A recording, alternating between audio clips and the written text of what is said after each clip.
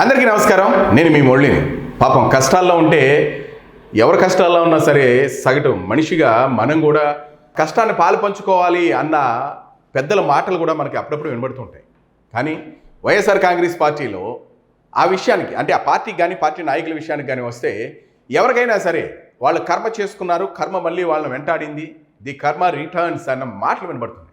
ఎందుకు అనంటే జోగి రమేష్ మంత్రిగా ఉన్నప్పుడు పవన్ కళ్యాణ్ గారిని తిట్టిన తిట్లు, లోకేష్ని తిట్టిన తిట్లు, చంద్రబాబు నాయుడిని తిట్టిన తిట్లు చూస్తే పవన్ కళ్యాణ్ గారిని అయితే ఏకంగా వాడొక పిచ్చి కుక్క. నేను ఇక్కడ వీడియోస్ని ప్లే చేద్దును, కానీ మనకు ఇప్పుడు సందర్భం కాదు కాబట్టి నేను ప్లే చేయట్లేదు. ఇట్లాంటి జోగి రమేష్ చంద్రబాబు నాయుడు గారిని ఏకవచనంతో మాట్లాడి అటువంటి వాడు ఇటువంటి వాడు అని లోకేష్ను మాట్లాడి చాలా అంటే తన పరిధికి మించిపోయి మాట్లాడి ఇప్పుడు చిక్కులు కొని తెచ్చుకున్నారేమో అని అనిపిస్తూ ఉంటుంది. ముఖ్యంగా కూటమి ప్రభుత్వానికి సంబంధం లేనటువంటి విషయమే అయినా ఇప్పుడు పాత విషయాలతో పోల్చి చూస్తే జోగి రమేష్కి కరెక్ట్ అయిన సమయం వచ్చేసింది, తను చేసుకున్న కర్మ మళ్ళా తను వెంటాడుతుంది అన్న మాటలు వినబడుతున్నాయి. ఎందుకయ్యా అంటే జోగి రమేష్ కుటుంబం ఇప్పుడు చాలా చిక్కుల్లో ఉంది. ఏడాది కిందటే వివాహం అయిన జోగి రమేష్ కోడలు మేఘనా గారు అయితే అత్తింటి వారిపై పోలీసులకు ఫిర్యాదు చేశారు. ఎందుకు అనంటే గృహహింసతో పాటు వరకట్న వేధింపులు గురి చేశారని ఆ కుటుంబంలో 11 మందిపై కేసు పెట్టారు. సాధారణంగా ఒక ప్రముఖుల కుటుంబాల్లో ఇటువంటి ఫిర్యాదులు వస్తే అవి సంచలనంగా మారుతాయి. అందులోనూ ముఖ్యంగా జోగి రమేష్ లాంటి వైసీపీ మంత్రి ఇంట్లో జరిగింది అనంటే కూటమి వాళ్ళకి ఆనందంగా ఉంటుంది. అలాగే ఎవరైతే కక్షదారులు ఉన్నారో వాళ్ళందరూ కూడా హ్యాపీగా ఫీల్ అవుతారు కదా. అది కామన్, అది ఎవరి దగ్గర అయినా సరే అది కామన్ అయిన విషయం.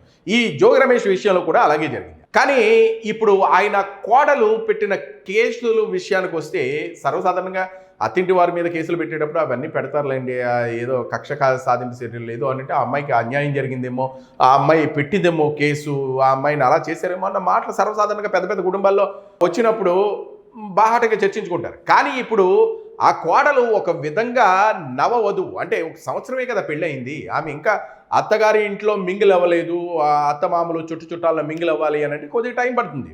అయితే మేఘన పోలీసులకు ఇచ్చిన ఫిర్యాదుల విషయానికి వస్తే అందులో కొన్ని విషయాలు చాలా సంచలనంగా అనిపిస్తూ ఉన్నాయి. అటువంటి సంచలనమైన విషయాలు మేఘన చెప్పుకుని వచ్చారు. అవి ఏంటయ్యా అంటే తనను భౌతికంగా మానసికంగా వేధించడమే కాకుండా పలుమార్లు జోగి రమేష్ కొడుకు తనని చంపేందుకు ప్రయత్నించారని ఆమె పోలీసులకి ఇచ్చిన ఫిర్యాదులో ఉంది. అయితే ఇది రాష్ట్ర వ్యాప్తంగా చర్చకు దారి తీసేస్తుంది. అదనపు కట్నం కోసం అయితే గత ఏడాది మేలోనే కదా తెలంగాణలో సూర్యాపేటకు చెందిన మేఘనతో జోగి రమేష్ కొడుకు రాజీవ్కి పెళ్ళి అయింది. అయితే ఆ సమయంలో 5 కోట్ల రూపాయల ఖర్చుతో పాటు 1.5 కేజీ బంగారం, 10 కిలోల వెండి, ఇతర కానుకలు కూడా ఇచ్చినట్లు తెలుస్తుంది. మరి అది ఎంత ఇచ్చారు ఏంటైతే మనకు పూర్తిగా తెలియదు. కానీ ఇప్పుడు బాటంగా చర్చించుకున్నటువంటి విషయాల్లో అంటే ప్రజల్లో ఉన్నటువంటి విషయాల్లో కొన్ని సోషల్ మీడియాలో ఉన్న విషయాల్లో చూస్తూ ఉంటే అలా ఇచ్చారు. అయితే వివాహం జరిగిన కొద్ది రోజులకే అదనంగా మరొక 5 కోట్ల రూపాయలు నగదు, ఫార్చ్యూనర్ కారుతో పాటు అత్త ఆడపడుచులకు వజ్రాల హారాలు తీసుకురావాలని వేధించడం మొదలుపెట్టారని తెలుస్తుంది.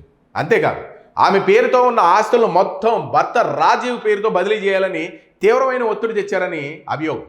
పెళ్లికి ముందు భర్తకు ఉన్న శారీరక సమస్యలను దాచిపెట్టారని ఆ ఫిర్యాదులో కూడా మేఘనా చెప్పుకుని వచ్చారట.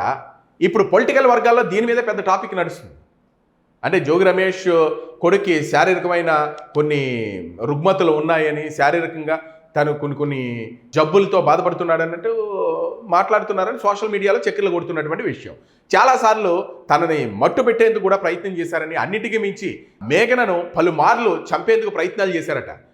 ఆమె చేస్తున్నటువంటి ప్రధానమైన ఆరోపణ మరి అందులో నిజం ఎంత ఉందన్నది మనకు తెలియదు. కానీ బాధితురాలు కూడా డైరెక్ట్గా అదే చెప్తుంది. ఒకసారి ఇంటి టెర్రస్ పై నుంచి మామ జోగి రమేష్, సోదరుడు రాము, స్వామి అనే వ్యక్తట వాళ్ళ ముగ్గురు కలిపి తోసేయడానికి ప్రయత్నం చేశారని చెప్పుకుని వస్తున్నారు. జోగి రమేష్ గారు కోడలు మేఘన చేస్తున్నటువంటి ప్రధానమైన ఆరోపణ కూడా అది. ఇక గోవా ట్రిప్కు వెళ్లే సమయంలో కూడా బోట్లోంచి నెట్టేయడానికి ప్రయత్నించారట. అంటే గోవాలో బోటు షికారు చేసినప్పుడు కూడా నెట్టేయాలని ప్రయత్నించారని, ఎవరూ లేని ప్రాంతంలో వదిలేసి వెళ్ళారని ఫిర్యాదులు కూడా చెప్పుకుని వచ్చారు. ఆవిడ హైదరాబాద్ నార్సింగ్లోని విల్లాకి తీసుకుని వెళ్ళి కొట్టి కాళ్ళతో తన్ని దిండితో ముఖాన్ని నొక్కి చంపేయాలని చూశారట. అది కూడా ఆమె చాలా దీన స్థితిలో పాపం విచారంగా తను పోలీసులకు చెప్పారన్న మాటలు సోషల్ మీడియాలో చక్కర్లు కొడుతున్నాయి. మొన్న అర్ధరాత్రి సమయంలో అయితే జోగి రమేష్ ఏకంగా మొహం మీద దిండు పెట్టి గట్టిగా నొక్కి పట్టుకుంటే భర్త రాజీవ్ అయితే మెడకు చున్నీ బిగించి చంపేందుకు ప్రయత్నం చేశారని ఆమె ఆవేదన వ్యక్తం చేస్తున్నారు. అయితే ఆ సమయంలో ఆమె వెంటనే మామ కాళ్ళ మీద భర్త కాళ్ళ మీద పడి నన్ను వదిలేయండి అని నేను బ్రతిమలాడి నన్ను ప్రాణాలతో వదిలేసేయండి, నేను బ్రతకాలని ఉంది అని ప్రాణాలతో వదిలేయాలని పలుమార్లు తను ప్రాధేయపడితే ప్రాణాలతో వదిలేశారని పోలీసులకు ఇచ్చిన ఫిర్యాదులో ఆమె స్పష్టంగా ఇవ్వడం కూడా చాలా ఆశ్చర్యం అనిపిస్తుంది. ఇప్పుడు నేను చెప్పడానికి నాకు చాలా ఆశ్చర్యంగా ఉంది. ఇటువంటి కొన్ని సినిమాల్లో మనం చూస్తూ ఉంటాం. అది రియల్గా జోగి రమేష్ వాళ్ళ అబ్బాయి చేశారు అని అంటే అందరికీ చాలా ఆశ్చర్యంగా ఉంది. అయితే దీని వెనక రాజకీయ కుట్ర ఉంది అని మంత్రి జోగి రమేష్ గారు అయితే ఆరోపిస్తున్నారు. కానీ బాధితురాలు పోలీసులకు ఇచ్చిన ఫిర్యాదులో మాత్రం సంచలన విషయాలు అయితే వెలుగులోకి వస్తున్నాయి. ముఖ్యంగా ఇక్కడ మనం చూడాల్సిన విషయం ఏంటంటే, కొత్తగా పెళ్ళైన నవవధువు అంతా కలిపి సంవత్సరం కూడా అవ్వలేదు. సంవత్సరం కూడా కానీ అమ్మాయి ఇప్పుడు బాహాటంగా ఎలా తెర మీదకు వచ్చి కేసు ఎలా పెడుతుంది అంటే, ఇప్పుడు రాజకీయ కుట్ర అని జోగి రమేష్ అంటున్నారు. ఇప్పుడు రాజకీయ కుట్ర అని అంటే జోగి రమేష్ వాళ్ళ అబ్బాయికి పెళ్ళి అయ్యి సంవత్సరం అవుతుంది. కూటమి ప్రభుత్వం వచ్చి ఇప్పుడు 2.5 సంవత్సరాలు అవుతుంది. కూటమి ప్రభుత్వం అధికారంలో ఉన్నప్పుడే జోగి రమేష్ కొడుకు పెళ్ళి అయింది. ఇది రాజకీయ కుట్రని జోగి రమేష్ గారు ఆరోపించడం వెనక ఇదైతే పెద్ద లాజిక్ ఏమీ అనిపించట్లేదు. ఎందుకనంటే ఇందులో కుటుంబ విషయాల్లో మరీ అంత డెప్త్గా వెళ్ళి ఇద్దరు భార్యాభర్తలను విడదీసే మనస్తత్వం అయితే కూటమి ప్రభుత్వానికి లేదు. అది మనకు బాహాటంగా తెలుసు.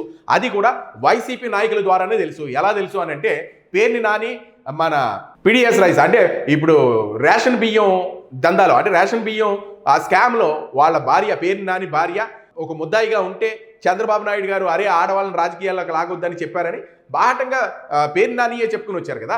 అట్లాంటి భార్యాభర్తల మధ్య అగ్గి పెట్టేసి నిప్పు రాజేసేసి నవదంపతులను విడదీసేసి దాన్ని రాజకీయంగా వాడుకోవాలని చూసే మనస్తత్వం అయితే చంద్రబాబు నాయుడు గారు కానీ లోకేష్ కానీ పవన్ కళ్యాణ్ గారు కానీ లేదు. ఎందుకు అనంటే ఆల్రెడీ కేసుల్లో ఉన్నటువంటి ఆడవాళ్ళనే వాళ్ళు వదిలేశారు కదా. అటువంటిది ఇప్పుడు నవ దంపతుల్ని ఇద్దరిని ఎడదీసి దాన్ని రాజకీయంగా వాడుకోవాలని చూసే మనస్తత్వాలు అయితే కూటమి ప్రభుత్వానికి లేదు. మరి దీనికి రాజకీయ రంగు పులిమి బాహటంగా దీన్ని కూటమి ప్రభుత్వం మీదకి నెట్టేయాలని చూస్తున్నారు జోగి రమేష్ అని రాజకీయ వర్గాల్లో వినబడుతున్నటువంటి మాట. ఏది ఏమైనా మరి ఆ కోడలు చేస్తున్నటువంటి ఆరోపణలు అనుకోవాలో అవి నిజాలు అనుకోవాలో మరి వాటిలో ఎంత నిజం ఉందో పోలీసులు అయితే తేల్చాల్సిన అవసరం అయితే ఎంత ఉంది. అది కేసు నడుస్తుంది కాబట్టి కేసు చట్టం పని చట్టం చేసుకుపోతూ ఉంటుంది. మరి జోగి రమేష్ ఇట్లా ఆమె చేసిన ఫిర్యాదులో తలగడబెట్టి నొక్కి జోగి రమేష్ తన మొహం మీద పట్టుకుని కూర్చుని ఉంటే కొడుకు చున్నీతో మెడ బిగించి చంపేయాలని చూశారనేసి ఆమె చెప్తున్నటువంటి మాటలు. మరి ఇవన్నీ కూడా పోలీసుల వారు తేల్చాల్సిన అవసరం అయితే ఉంది.